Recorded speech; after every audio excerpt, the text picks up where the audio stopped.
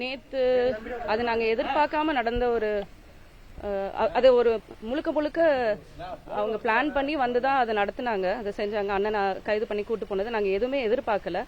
சம்மனை ஒட்ட வரும்போது வராங்கன்றது எனக்கு சாரி நாட் குட். நான் பிரஸ் இது வரைக்கும் மீட் பண்ணதில்லை, இது மாதிரி பேசினது கிடையாது. இன்னைக்கு அவசியம் வந்துருச்சு, அதனால நான் உங்க எல்லாரையும் சந்திக்கிறேன். நான் நேத்தே சந்திச்சிருக்கணும். அண்ணனையும் என் தம்பி சுபாவையும் அங்க காவல் நிலையத்தை வச்சிருக்காங்க. அவங்க ஈகோல தான் எல்லாத்தையும் செய்யறாங்கன்றது தெரிஞ்சுதான் நம்ம அமைதியா இருக்கணும்னு நான் பொறுத்திருந்தேன். அவங்க இரவு வந்துருவாங்கன்ற ரொம்ப எதிர்பார்ப்புல தான் நான் இருந்தேன். அவங்க இப்ப ரிமாண்ட் பண்ணிட்டாங்க, நேற்று இரவு வந்து ரிமாண்ட் பண்ணிட்டாங்க. சரி, இதுக்கு மேல நம்ம பேசாம என்ன நடந்ததுன்றது உங்ககிட்ட சொல்லிடணும். மீடியாக்கு நான் ரொம்ப நன்றி சொல்லணும். ஏன்னா அவங்க எங்களோட சிசிடிவி கவர் பண்ணது கேட்டுக்கு வெளியே, அந்த இடப்பட்ட இடத்துல வந்து எங்களுக்கு இல்ல, சிசிடிவி கவரேஜும் இல்ல. அதை கவர் பண்ணி கொடுத்த மீடியாவுக்கு நாங்க ரொம்ப நன்றி சொல்லணும். இன்னொன்னு, சம்மன் கொண்டு வராங்கன்ற செய்தி எனக்கு வந்தது. வரும்போது சரி, அன்னைக்கும் இதே மாதிரி தான் கொண்டு வந்தாங்க, வலசரவாக்கத்துல இருந்து கொண்டு வந்தாங்க. அவர் ஊர்ல இருக்காருன்றது தெரிஞ்சுதான் வந்தாங்க. ஆனா தெரியாத மாதிரி என்கிட்ட தான் கேட்டாங்க. நான் அவங்கள காத்திருக்க சொல்லி அவர் வந்தக்கப்புறம் சந்திச்சு கையெழுத்து வாங்கி எடுத்துட்டு போனாங்க. அப்பவே வந்து சொன்னார் இவர் 2 வாரம் முழுக்க எனக்கு தேதி இல்லை அப்படின்னு. அவங்க தான் கேட்டு அந்த 27ஆம் தேதியை கேட்டு வாங்கிட்டு போனாங்க. உங்க வழக்கறிஞர்கள் வந்து அங்க வந்து எழுதி கொடுக்கட்டும், அதுக்கப்புறம் இன்னொரு தேதி கொடுத்துக்கிறோம்னு சொல்லி அவங்க தான் சொல்லி வாங்கிட்டு போனாங்க. நேத்து வழக்கறிஞர்கள் போன போது எழுதி வாங்கிக்கிட்டு உடனே அங்கிருந்து கிளம்பிட்டாங்க சம்மன் எடுத்துட்டு. ஆனா தேதி என்னன்னு அவங்களுக்கும் தெரியாது. மாதிரி வராங்கன்னு சொன்னாங்க. சரி, வந்தா இன்ஸ்பெக்டர் நம்ம சந்திச்சு பேசி சம்மனை கையெழுத்து போட்டு வாங்கிக்கலாம் தான் நான் இருந்தேன். அப்படி ஒருவேளை எங்க கிட்ட கொடுக்க விருப்பம் இல்லைன்னா வீட்டுல எல்லாரும் இருந்தாங்க, வேற யார்ட்டையாவது கொடுத்துருக்கலாம், இல்ல என்கிட்டயே அவங்க சந்திச்சு கொடுத்துருக்கலாம். அவரு ஊர்ல இல்லன்றது எல்லாருக்கும் அவங்களுக்கு நல்லா தெரியும். கிருஷ்ணகிரியில இருக்காருன்றது தெரியும். அவரை சந்திச்சு அங்க கூட அனுப்பி இருக்கலாம், அங்க இருக்கிற காவல் நிலையத்துல அனுப்பி கூட அவர்கிட்ட கொடுத்துருக்கலாம். அதுவும் கொடுக்கல. வந்தவங்க எதுவுமே சொல்லல, சம்மனை ஒட்டிட்டு போயிட்டாங்க. நான் வந்து எனக்கு தம்பி சுபாகர் தான் கூப்பிடுறாரு, கூப்பிட்டுட்டு நான் வெளியே வரேன், இந்த மாதிரி ஒட்டிட்டு போயிட்டாங்க. நீனா சரி ஒட்டி இருக்கட்டும் சொல்லிட்டு கொஞ்சம் நேரம் விட்டு தான் நான் கீழே இறங்கி வரேன்.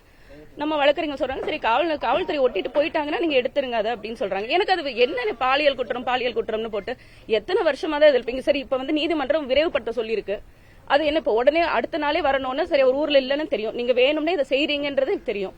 நான் வீட்டுல இருக்கேன், என்கிட்ட அதை பேசிட்டு கூட நீங்க ஒட்டிட்டு போயிருக்கலாம். வந்து யாருமே இல்லாத வீட்டுல வந்து ஒட்டிட்டு போன மாதிரி நீங்க ஒட்டிட்டு போயிட்டீங்க. நான் வந்து வெளியே வந்து பாக்குறேன், தம்பி இது மாதிரி சொல்றாரு ஒட்டிட்டாங்க நீனா. அப்புறம் பிரஸ் மட்டும் தான் நின்றுட்டு இருந்தாங்க. எனக்கு ரொம்ப அன்னீசியா இருந்தது அவங்க முன்னாடி வர்றதுக்கு. நான் அது நைட் ட்ரெஸ்ல இருந்தேன், நான் வெளியே வரல.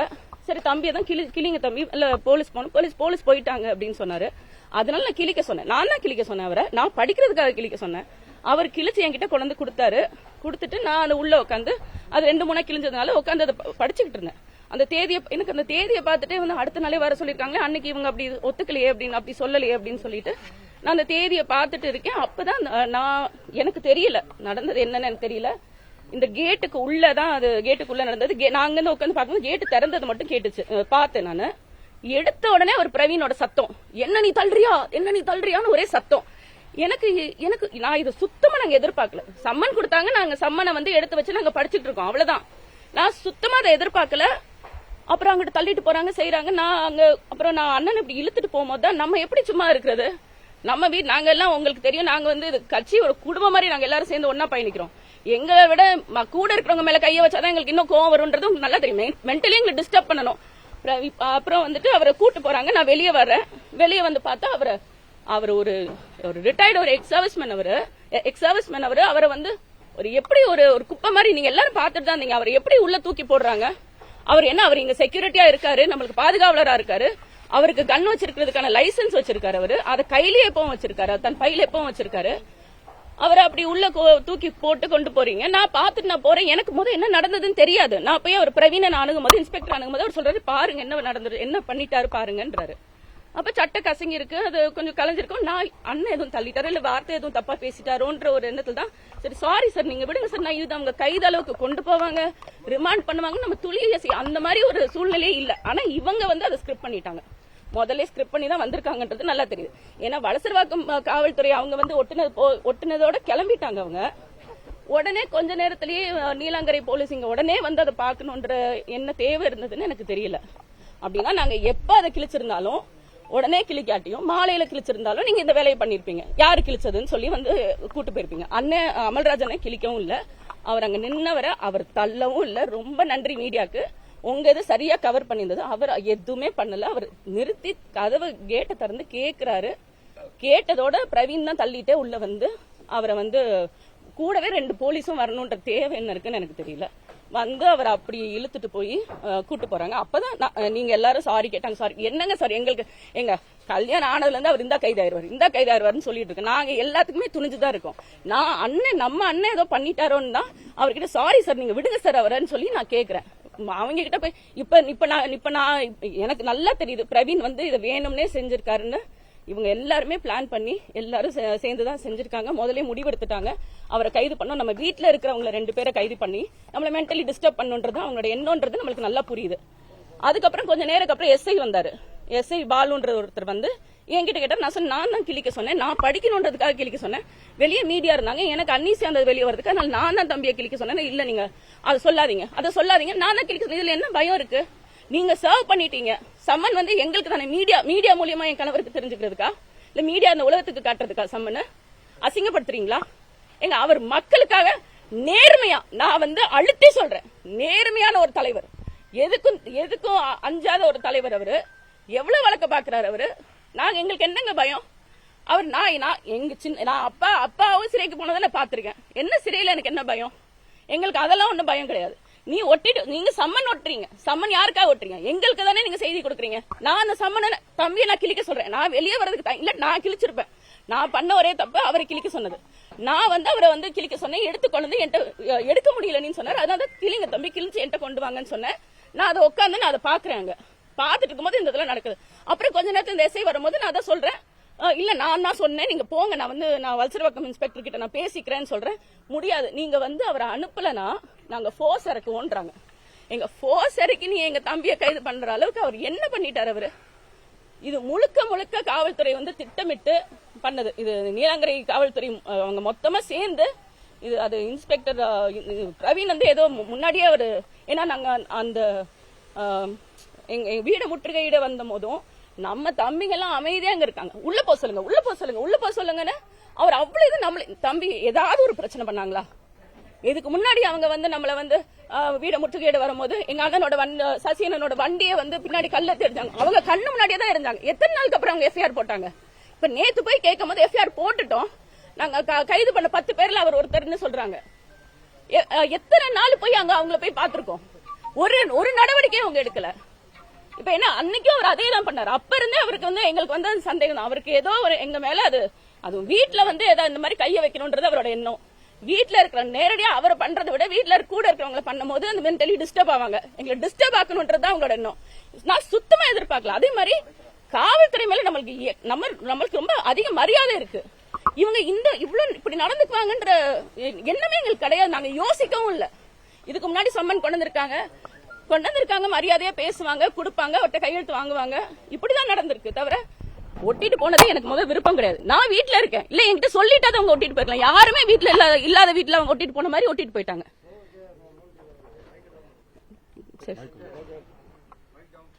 அதான் அதுக்கப்புறம் தான் நான் வந்து அவர் போர்ஸ் இறக்குவோம் அப்படிலாம் சொல்லும் போது எனக்கு நல்லா தெரியும். நம்ம வழக்கறிஞர்ல இருந்து நம்ம கட்சி பிள்ளைங்க எல்லாருமே வந்துட்டு இருக்காங்கன்றது எனக்கு தெரியும்.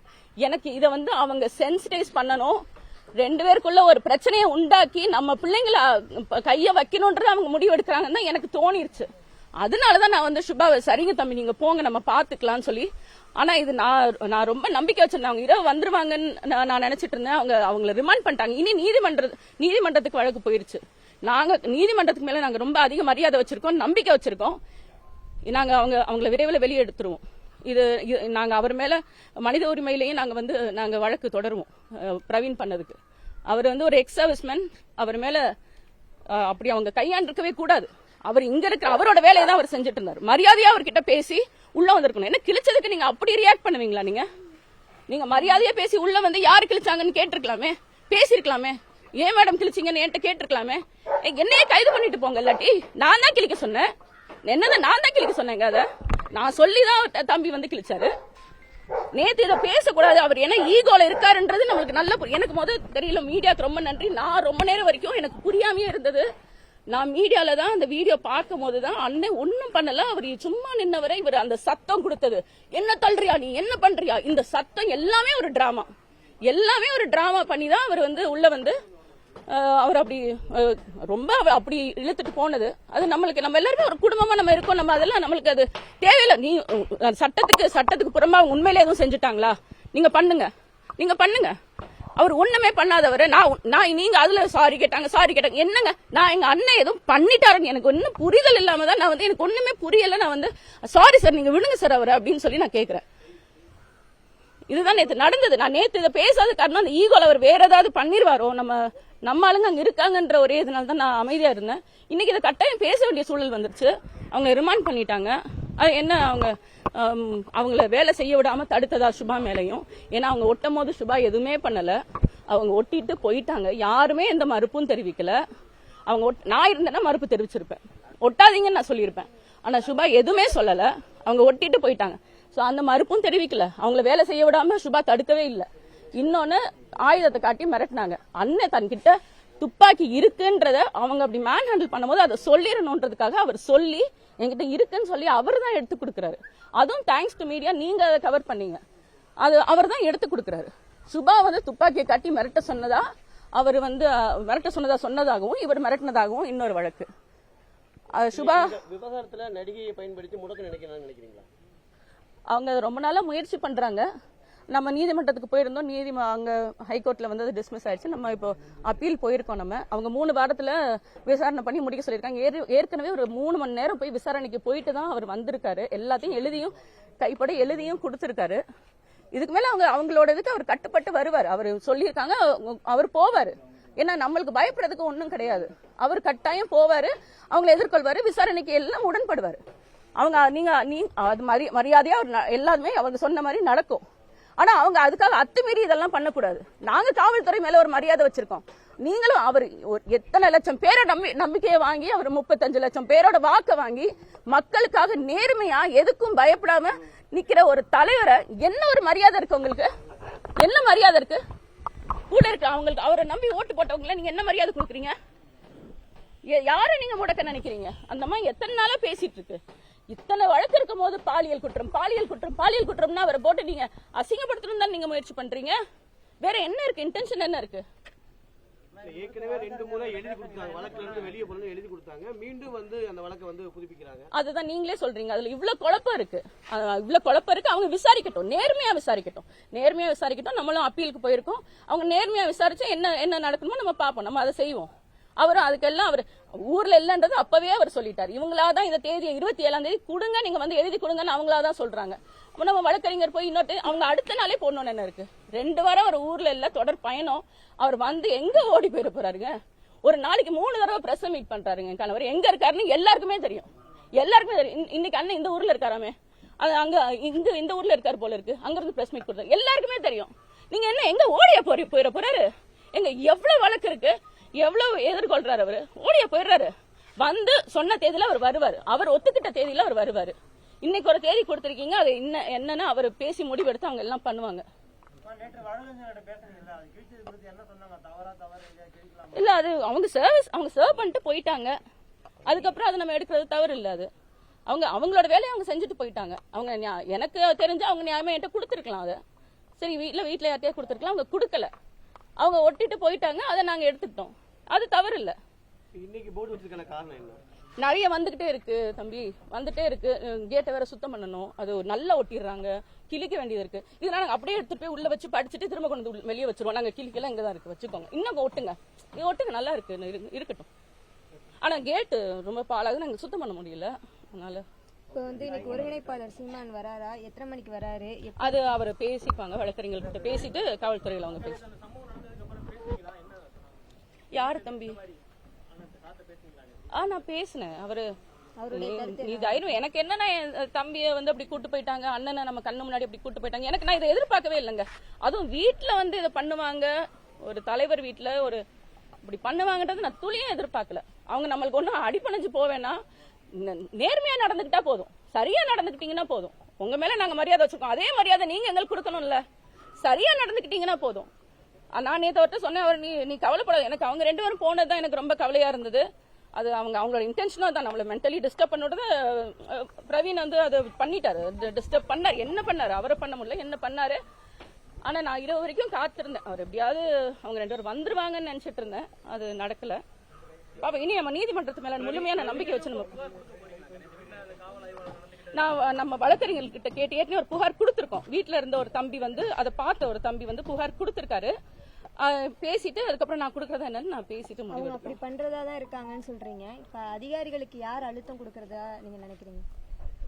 அழுத்தம் கொடுக்கக்கூடிய இடத்துல இருக்கிறவங்க தான் அழுத்தம் கொடுத்துட்டு இருக்காங்க. அது தெளிவா தெரியும். ஆய்வாளர் பிரவீன் ராஜேஷோட எப்படி பாக்குறீங்க? அவர் வந்து ஏற்கனவே வந்து அந்த ராஜீவ் காந்தி அசோசியேஷன் அது அப்படி சொல்றாங்க. எனக்கு அதுக்கும் இதுக்கும் தொடர்பு இருக்கான்னு தெரியல. ஆனா வந்து அவர் ஏதோ ஒரு பர்சனல் மோட்டோ அந்த நேத்து அவர் வந்தது மீடியால தான் நான் பாக்குறேன். அவர் அங்கிருந்து வரும்போதே ஏதாவது நான் தான் பெண் தான், அவரோட மனைவி தான் வீட்டுல இருக்கேன்னு தெரியும். நீங்க அப்படி எதுக்கு வரணும்? நீங்க மட்டும் கூட வந்திருக்கலாம், என்கிட்ட பேசியிருக்கலாம். வரும்போதே நீங்க பின்னாடி மஃப்டியில 2 போலீஸ் வந்து உள்ள கதவை தள்ளிட்டு உள்ள வரணும்னு என்னங்க இருக்கு? என்ன நாங்க கதவை பூட்டியா வச்சிருக்கோம்? நாங்க என்ன கதவை திறக்க மாட்டோம்னு சொல்றோம், உங்ககிட்ட பேச மாட்டோம்னு சொல்றோமா? நாங்க என்ன சொன்னோம்? இல்ல எனக்கு புரியல. நீங்க அந்த மாதிரி நீங்க அதை எதிர்கொண்டிருக்கவே தேவையில்லை, அது மாதிரி நடந்திருக்கவே தேவையில்லையே. அவங்களுக்கு காயமா இருக்குன்னா மருத்துவமனையில அனுமதிக்கப்பட்டிருக்காங்க. ஆமா காவல் நிலையத்துல உள்ள கொண்டு வந்து வச்சு கம்பியால அடிச்சிருக்காங்க. அது அவங்க வந்து ஜட்ஜி கிட்ட ரிமாண்ட் மேஜிஸ்ட்ரேட் ஆமா நேத்து சொல்லியிருக்காங்க. இதை நான் சொல்லணும்னு நினைச்சிட்டே இருந்தேன். நேத்து தம்பியும் சுபா தம்பியும் அண்ணன் அமல்ராஜனும் அது மேஜிஸ்ட்ரேட் கிட்ட தான் சொல்லியிருக்காங்க. இங்க இருந்து அவங்க நேரடியா அங்க காவல் நிலையத்துக்கு கூட்டு போகல. ரொம்ப நேரம் நம்ம வழக்கறிஞர்கள் அங்க காத்திருந்தோம். அவங்க வந்து காவல் நிலையத்துக்கு வரல. ஒரு பார்க்ல ஒரு பூங்கால கூட்டு போய் வச்சு அவங்க 2 பேரையும் அடிச்சிருக்காங்க. எதுக்கு பண்ணணும்? இத எவ்வளவு வலிக்குது எங்களுக்கு. ஏன் நீங்க இதை பண்றீங்க? அவங்கள அடிச்சு அதுக்கப்புறம் தான் காவல் நிலையத்துக்கு கூட்டு போயிருக்காங்க. வேற யாரையும் விடல. வழக்கறிஞர் ரூபன் மட்டும் தான் உள்ள இருந்தாரு. வேற எந்த வழக்கறிஞர்களையும் உள்ள விடல. உள்ள விடாம பேசிட்டு அதுக்கப்புறம் அனுப்பிட்டீங்க. காவல் நிலையத்தை வச்சியும் இரும்பு ராடு வச்சு கடுமையா அடிச்சிருக்காங்க. இரும்பு ராடுல துணியை சுத்தி அடிச்சிருக்காங்க. இது ஏன் என்ன பண்ணிட்டாங்க? நீங்க எங்க அன்னைக்கு உங்க கண்ணு முன்னாடி அவ்வளவு நடந்துச்சுல, நீங்க எத்தனை பேரை நீங்க அரெஸ்ட் பண்ணீங்க? நீங்க கல் எடுத்து எறிஞ்சாங்க, எத்தனை பேரை நீங்க அரெஸ்ட் பண்ணீங்க? நீங்க அடிக்கக்கூடிய அளவுக்கு என்னங்க தப்பு பண்ணாங்க? இவங்க தப்பே பண்ணாதவங்க கைது செய்யும்போது அவங்களுக்கு காயமடைஞ்சு ராயப்பேட்டை மருத்துவமனை எங்க நீங்க தான் பாத்தீங்கல்ல மீடியால. அவர் முடிச்சிட்டு அவர் வர்றாரு, பிரவீன் வராரு. எப்படின்னாரு? அவர் சட்டை தான் கசங்கிருச்சு. நான் அதை பார்த்தே நான் வருத்தப்பட்டேன். முதல் சட்டை கசங்கினது அவருக்கு என்ன இருந்தது? ஒண்ணுமே இல்ல. ஒரு அடி கூட இல்ல. அண்ணனை தான் அடிச்சாங்க. அமல்ராஜன் அடிச்சிருக்காங்க. சுபா இருப்பாங்க போற வழியிலேயே ஒரு பூங்கால் நிறுத்தி அடிச்சிருக்காங்க. அப்புறம் திரும்ப காவல் நிலையத்துல வச்சு இரும்பு ராடால அடிச்சிருக்காங்க. நேற்று மேஜிஸ்ட்ரேட் கிட்ட 2 பேருமே அதை சொல்லியிருக்காங்க. என்ன அடிக்கணும்? இதெல்லாம் நீங்க இதை எப்படி நாங்க இதை எப்படி சும்மா விடுவோம்னு நீங்க நினைக்கிறீங்க? மேடம், இந்த நடிகை வழக்கை பொறுத்த வரைக்கும் 2 கோடி ரூபாய் கொடுத்து கேஸை வாபஸ் வாங்கணும் அப்படின்னு சொல்லிட்டு ஒரு பேரம்லாம் நடந்ததா சமூக ஊடகங்கள்ல ஒரு பேசப்பட்டு வருது. 2 கோடியா? யார்கிட்ட இருக்கு? 2 கோடி வரைக்கும் நடிகை வழக்கை வாபஸ் வாங்குறதாக கொடுக்கப்பட்டதா? யார்கிட்ட இருக்கு 2 கோடி? அவங்களுக்கு கொடுக்குற அளவுக்கு அப்படி அவங்களுக்கு கொடுக்கணும்னு அவசியமும் இல்லையே. தம்பியே சொல்றாரே, வந்துருவாங்க போவாங்க வருவாங்க போவாங்க, இதேதான் அவங்க கிட்ட. அப்படியே ஒண்ணும் இல்ல தம்பி. அது போய் நடிகை யார் இயக்குறாங்கன்னு நீங்க நினைக்கிறீங்க? அதான் காவல்துறை இப்ப யார் இயக்குறாங்களோ அவங்களே தான். அவங்க ஒரு திட்டம் வச்சு தான் அவங்க இயக்கிட்டு இருக்காங்கன்னு தான் நினைக்கிறேன். அது கொஞ்சம் வெளிப்படையா சொல்லலாம்ல யார் அப்படின்னு சொல்லிட்டு. விஜய்கிட்ட கேக்குறீங்களா வெளிப்படையா பேசுங்கன்னு? நான் மட்டும் வந்து கேக்குறீங்க. யாரு எங்க காவல்துறை யார் கட்டுப்பாட்டுல இருக்கு? அரசாங்க கட்டுப்பாட்டுல தானே இருக்கு. இப்ப இருக்கிற கட்சி திமுக கட்டுப்பாட்டுல தானே இருக்கு. அவங்கதான் செய்யறாங்க.